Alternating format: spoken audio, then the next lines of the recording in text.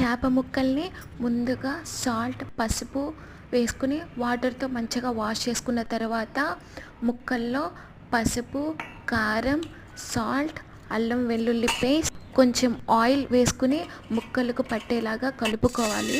కలుపుకుని పక్కన పెట్టుకున్న తర్వాత ఒక ప్యాన్ తీసుకుని ధనియాలు, మెంతులు, దాల్చిన చెక్క, లవంగాలు, జీలకర్ర వేసుకుని వేడి చేసుకోవాలి. నా దగ్గర జీరా పౌడర్ ఉంది కాబట్టి నేను జీలకర్ర వేయలేదు.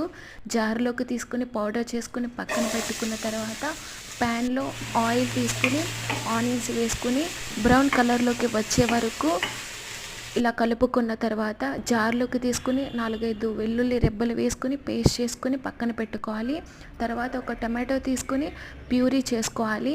వీటన్నిటిని పక్కన పెట్టుకుని కర్రీకి ఒక ప్యాన్ తీసుకుని కర్రీకి కావాల్సినంత ఆయిల్ వేసుకుని టమాటా ప్యూరీ వేయాలి.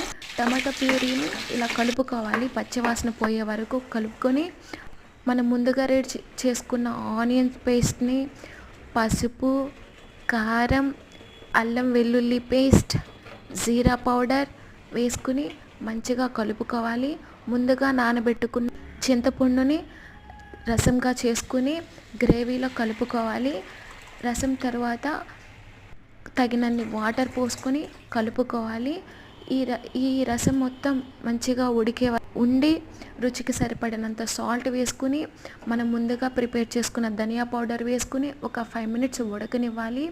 ఉడికిన తర్వాత ముందుగా ప్రిపేర్ చేసుకున్న చేప ముక్కల్ని రసంలో ఒకదాని తర్వాత ఒకటి వేసుకుని మంచిగా కలుపుకోవాలి. మంచిగా ఉడకనివ్వాలి. మన ముక్కలు వేసిన వెంటనే గరిటెతో కలపకూడదు.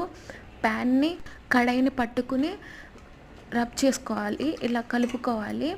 కలుపుకున్న తర్వాత ఒక 10 మినిట్స్ ఉడకనివ్వాలి. ఇలా కలుపుకోవాలి. కలుపుకున్న తర్వాత ఒక 10 మినిట్స్ ఉడకనివ్వాలి. సైడ్స్ని గరిటె పెట్టి కలుపుకోవచ్చు. 10 మినిట్స్ ఉడికిన తర్వాత రసం పులుసు దగ్గర పడిన తర్వాత మనకి ఇలా ఉడికిందని తెలుస్తుంది. ముక్కను చూసి ఉడికిందని తెలుసుకున్న తర్వాత ఇంకా ఏముంది, కొత్తిమీర, పుదీనా వేసుకుని yummy fish curry ready. Spicy curry ready.